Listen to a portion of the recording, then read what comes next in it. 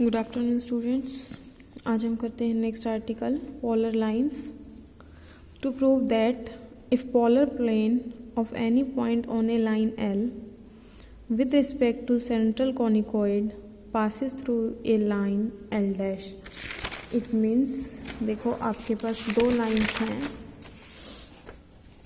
Late this is line L and let this is line L dash. Polar plane of any point on a line L, line L पर कोई भी एक arbitrary point आपने लेना है। Let this is point P आपने लिया, तो polar plane of any point on a line L, इस पॉइंट पी का polar plane with respect to central conicoid passes through a line L dash. इस point P का polar plane इस line L dash से pass कर रहा है, आपको ये दे रखा है। Then polar plane of any point on L dash passes through L, आपको शो करना है कि L डैश का मैं कोई भी पॉइंट लूँ तो उसका पोलर प्लेन भी लाइन L से पास करेगा। लेट L डैश पर मैंने एक पॉइंट P डैश लिया, तो स्टूडेंट स्टेटमेंट ध्यान से समझ लो। आपको गिवन है कि P का जो पोलर प्लेन निकालूंगी मैं वो लाइन L डैश से पास कर रहा है, ये आपको दे रखा है।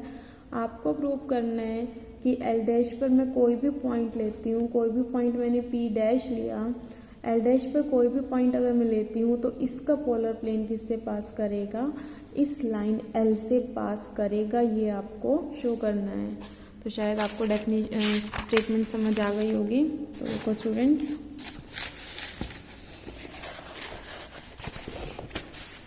let P be any point on line L, this is line L and this is point P, and P dash be any point on L dash, this is line L dash, P dash be any point। अब आपको दे रखा है जो P का polar plane है वो line L dash से pass कर रहा है। तो स्टूडेंट अगर P का पोलर प्लेन L डैश से पास कर रहा है, L डैश पर ही पॉइंट P डैश लाई कर रहा है, तो आपको जो P का पोलर प्लेन होगा वो इस P डैश से भी पास करेगा। आई रिपीट, कि P का पोलर प्लेन पूरी की पूरी लाइन से पास कर रहा है, इट मीन्स जो P का पोलर प्लेन है वो P डैश से भी पास करेगा, क्योंकि P डैश आपका L डैश पर ही लाई कर रहा है। If the polar plane of P with respect to central conicoid passes through P dash, ये आपको दे रखा है कि P का पोलर प्लेन L डैश से पास कर रहा है, मीन्स P डैश से पास कर रहा है। अब लगा दो इसमें रेसिप्रोकल प्रॉपर्टी। स्टूडेंट्स कल मैंने लास्ट वीडियो में मैंने आपको रेसिप्रोकल प्रॉपर्टी बताई थी कि अगर P का पोलर प्लेन एक पॉइंट का पोलर प्लेन दूसरे से पास कर जाए, दूसरे का पोलर प्लेन पहले से पास कर जाए, तो ये आपकी रेसिप्रोकल प्रॉपर्टी बनती है कि दोनों जो पॉइंट है उनके पोलर प्लेन एक दूसरे से पास करेंगे। आप रिजल्ट पर आपके पास एक रिजल्ट आ गया कि P का पोलर प्लेन P डैश से पास कर रहा है, तो रेसिप्रोकल प्रॉपर्टी लगा दो। P डैश का पोलर प्लेन किससे पास कर जाएगा, P से पास कर जाएगा। Then by reciprocal property polar plane of P dash passes through P, कि जो P डैश का पोलर प्लेन है वो P से पास करेगा। आपके पास एक रिजल्ट आ चुका है, आपने ड्राइव कर लिया है कि जो P डैश है उसका पोलर प्लेन P से पास कर रहा है। अब स्टूडेंट मुझे एक चीज़ बताओ कि जो मैंने पॉइंट P लिया है वो एक आर्बिट्रेरी पॉइंट है, P भी एनी पॉइंट है। आप P की जगह Q पॉइंट लो, ठीक है। Q पॉइंट लेके सेम लॉजिक लगाओ जैसे मैंने अभी P पॉइंट के लिए लगाया है, तो आपके पास रिजल्ट आ जाएगा कि जो P डैश का पोलर प्लेन है वो पॉइंट Q से पास कर रहा है। फिर आप नेक्स्ट पॉइंट R ले लो, सेम लॉजिक लगाओ, फिर आपके पास रिजल्ट आ जाएगा कि जो P डैश का पोलर प्लेन है वो R से पास कर रहा है।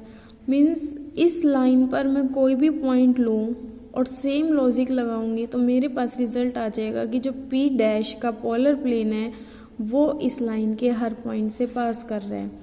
अगर P डैश का पोलर प्लेन इस लाइन के हर पॉइंट से पास कर रहा है तो इट मीन्स P डैश का पोलर प्लेन लाइन L से पास कर जाएगा, L को कंटेन कर जाएगा, जो क्योंकि जो हर पॉइंट से पास करेगा तो ऑब्वियसली L से ही पास करेगा।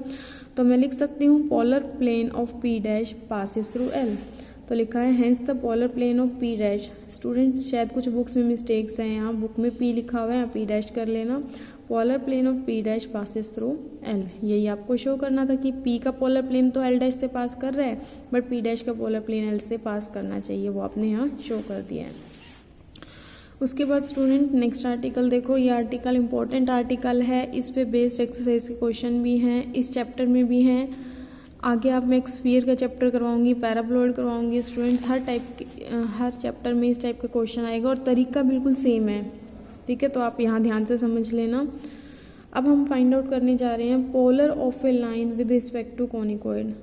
अभी तक आपने जो भी निकाला है पोलर ऑफ ए पॉइंट निकाला है, 2 डायमेंशन में भी पॉइंट का पोलर आपने निकाला है, 3 डायमेंशन में भी आपने पॉइंट का पोलर निकाला है। अब हम फाइंड आउट करने जा रहे हैं लाइन का polar. Polar of a line, एक लाइन है उसका पोलर आपको निकालना है विद रिस्पेक्ट टू कॉनिकॉइड निकालना है। तो देखो इसमें आपको एक लाइन को गिवन होगी, जैसे आपको पॉइंट का पोलर अगर निकालना हो तो पॉइंट आपको गिवन होता है पी x1 y1 z1। इसी तरह से अगर आपको किसी लाइन का पोलर निकालना है तो लाइन गिवन होगी। तो स्टेटमेंट देखो, to find the equation of polar of the line, इस लाइन का आपको पोलर निकालना है with respect to conicoid. Central conicoid दे रखा है ax² + by² + ez² = 1। तो निकालते हैं लाइन का पोलर। लिखा हमने द इक्वेशन ऑफ लाइन, ये आपको दे रखी है, and that of conicoid is, number डाला होगा, देखो लाइन को नंबर 1 डाला है, कॉनिकॉइड को नंबर 2 डाला है। अब क्या करो, इस लाइन पर कोई भी पॉइंट निकालो, एनी पॉइंट ऑन 1 पर एनी पॉइंट निकाल लो। कैसे करोगे, इसको r सपोज कर लो, फर्स्ट और लास्ट से एनी पॉइंट निकालो, क्या आएगा LR + x1, ठीक है, x1 + LR। सेकेंड और लास्ट से पॉइंट निकाल लो y1 + MR। थर्ड और लास्ट से पॉइंट निकाल लो z1 + NR। ये आपके पास लाइन 1 पर एक पॉइंट आ गया है। आपको इस लाइन का पोलर निकालना है। इस पे आर्बिट्रेरी पॉइंट हम फाइंड आउट कर चुके हैं, तो आप इस आर्बिट्रेरी पॉइंट का पोलर फाइंड आउट कर लो। डिफरेंट आर की हम डिफरेंट वैल्यू दे दें तो डिफरेंट लाइन पे पॉइंट आ जाएंगे, तो आपके पास पोलर लाइन पूरी लाइन का जो पोलर है कंप्लीट हो जाएगा। तो अब हमें क्या करना है, इस पॉइंट का पोलर निकालना है। तो स्टूडेंट्स पॉइंट का पोलर आप निकालना सीख चुके हो। मैंने आपको लास्ट वीडियो में बताया था कि अगर आपके पास कॉनिकॉइड की इक्वेशन है ax² + by² + cz² = 1, पॉइंट आपके पास है x1 y1 z1, तो इस पॉइंट का पोलर आप इसके रिस्पेक्ट में निकाल सकते हो। और किस तरह से निकालोगे, ax(x1) + by(y1) + cz(z1) = 1। आपका ये तरीका पोलर ऑफ ए पॉइंट निकालने का तरीका है कि एक xyz को x1 y1 z1 से रिप्लेस कर दो। स्टूडेंट यहाँ x1 y1 z1 की जगह पॉइंट है x1 + LR, मीन्स ये पूरा का पूरा x1 का काम करेगा। y1 + MR, this will act as y1 and this will act as z1। तो पोलर प्लेन की इक्वेशन क्या होगी, ax(x1) + by(y1) + cz(z1) = 1। x1 की जगह ये पॉइंट पुट किया। स्टूडेंट्स मैं यहाँ थोड़ा लिख देती हूँ, ax(x1) + by(y1) + cz(z1) = 1। यहाँ x1 की जगह पूरा आपको ये पॉइंट पुट करना है। तो x1 की जगह पुट किया x1 + LR, फिर y1 की जगह पुट करना है y1 + MR + cz(z1) की जगह पुट करना है z1 + NR = 1। फिर टर्म्स कलेक्ट कर लो, विदाउट r वाली इकट्ठी कर लो और r वाली इकट्ठी कर लो। विदाउट r वाली देखो ax(x1) + by(y1) cz(z1), 1 को इधर ले आओ -1 + r वाली में से r कॉमन ले लो, सब में से r कॉमन लिया तो यहाँ क्या आ गया हमारे पास, axl या alx bym + cnz = 0, ठीक है। Which for all values of r passes through the lines. देखो स्टूडेंट्स मैंने आपको पहले भी बताया है कि अगर आपके पास दो ज्योमेट्रिकल फिगर हों, S1 = 0, S2 = 0, दोनों के इंटरसेक्शन से पास होने वाली ज्योमेट्रिकल फिगर लिखते हो S1 + लैम्डा S2 = 0, ठीक है। वही चीज़ आपके पास यहाँ आ चुकी है। देखो एक ये ज्योमेट्रिकल फिगर आपके पास है, ये लैम्डा की जगह आपको r दे रखा है और एक ये ज्योमेट्रिकल फिगर है।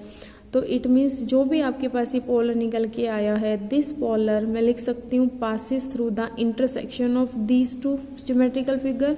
एक ज्योमेट्रिकल फिगर क्या है, ax(x1) plus by(y1) plus cz(z1) minus 1 equal to 0।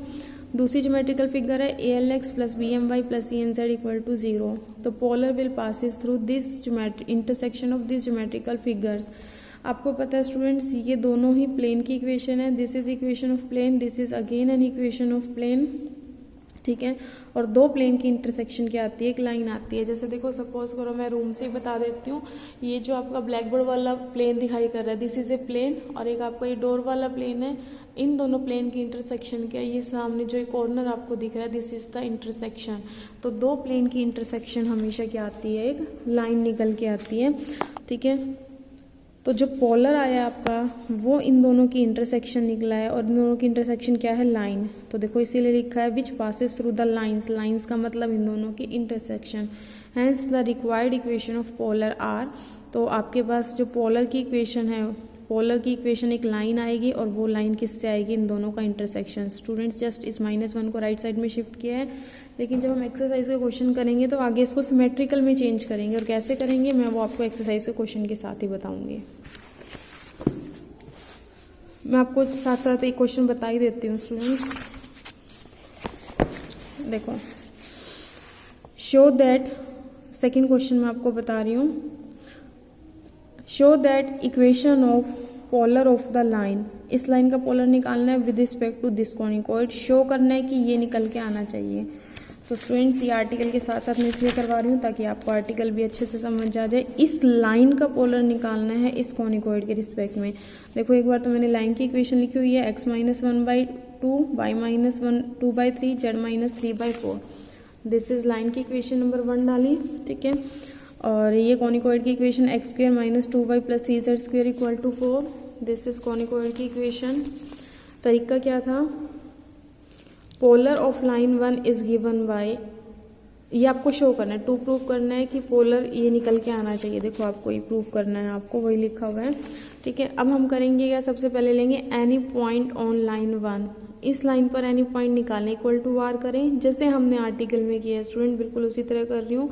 First और लास्ट को लेके एक्स की वैल्यू निकाल लो 2r+1, सेकेंड और लास्ट को लेके y की वैल्यू निकाल लो 3r+2, थर्ड और लास्ट को लेके z की वैल्यू निकाल लो 4r+3।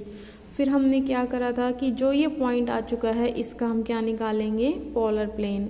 तो polar plane of this point with respect to 2 is, निकालते हैं x(x1). x1 की जगह आपके पास पॉइंट आ जाएगा 2r+1, फिर -2y(y1), तो -2y(y1) की जगह ये पॉइंट आ जाएगा 3r+2 प्लस 3z(z1), 3z(z1) की जगह पॉइंट आया 4r+3 is equal to 4। Students अब हमें क्या करना है, विदाउट r वाली टर्म कलेक्ट करो। देखो इस x को 1 से मल्टीप्लाई करूंगी x, फिर ये -2y को 2 से मल्टीप्लाई करूंगी तो -4y, फिर 3z को 3 से मल्टीप्लाई करूंगी 9z, इस 4 को लेफ्ट पे ले आओ -4, प्लस r वाली टर्म्स में से r कॉमन ले लो इनमें से, ठीक है। r कॉमन लेने के बाद यहाँ से टर्म आएगी 2x, ठीक है, यहाँ से टर्म आएगी 2 3 6y, और यहाँ से टर्म आएगी 12z इज इक्वल टू 0। तो required polar of the line is given by the line, किससे दी जाएगी, जब मैं इन दोनों को इकट्ठा लिखूंगी तो मैं क्या वर्ड यूज़ कर सकती हूँ, लाइन। इट मीन्स इन दोनों की इंटरसेक्शन। तो एक तो प्लेन आया x - 4y + 9z - 4 equal to 0, दूसरा है 2x - 6y + 12z equal to 0। ये कंबाइन करके एक लाइन देते हैं, ठीक है।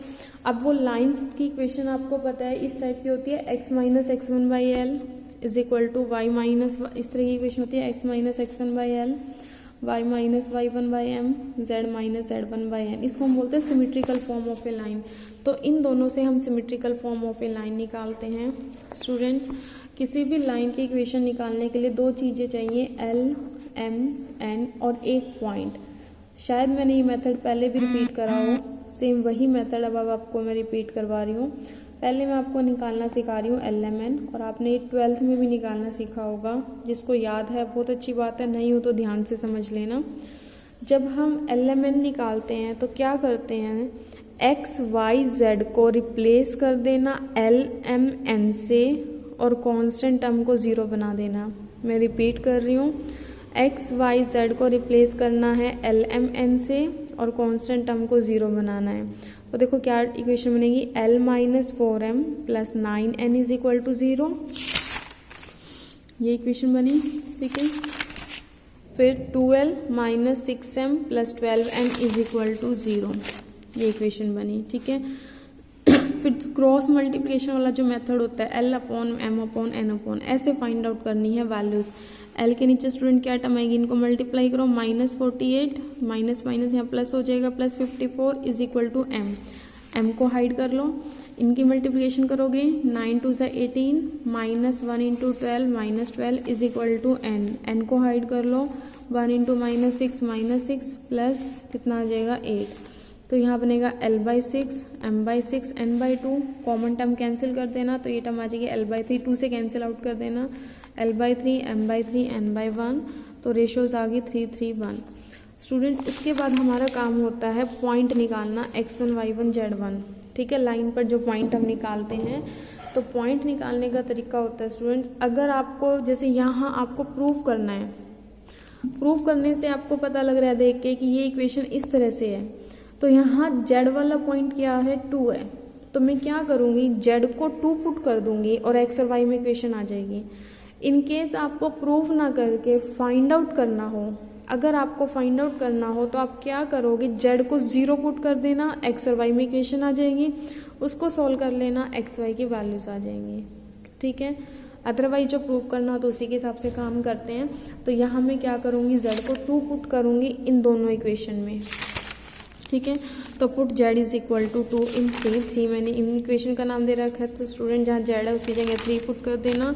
x और y में ये 2 इक्वेशंस आ गई, x और y में 2 इक्वेशंस आपके पास हैं, तो उसको आप सॉल्व करके x और y की वैल्यू निकाल सकते हो, वही मैंने निकाली हुई है। y की वैल्यू 2 आ गई, x की वैल्यू यहाँ से -6 आ गई, ये आप खुद फाइंड आउट करके देख लेना।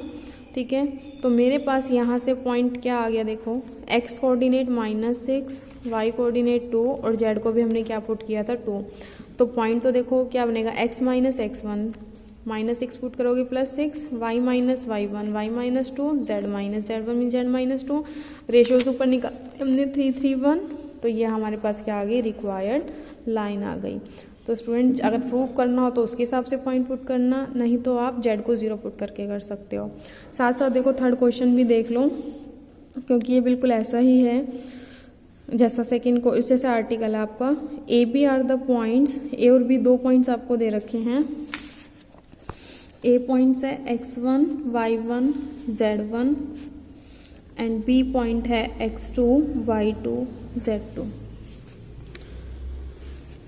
Prove that polar of A B, polar of A B का मतलब लाइन ए बी का पोलर इसके रिस्पेक्ट में निकालना है। तो स्टूडेंट्स बिल्कुल आर्टिकल की तरह है, बस फ़र्क ये है, आर्टिकल में हमारी लाइन थी x minus x1 by L, y minus,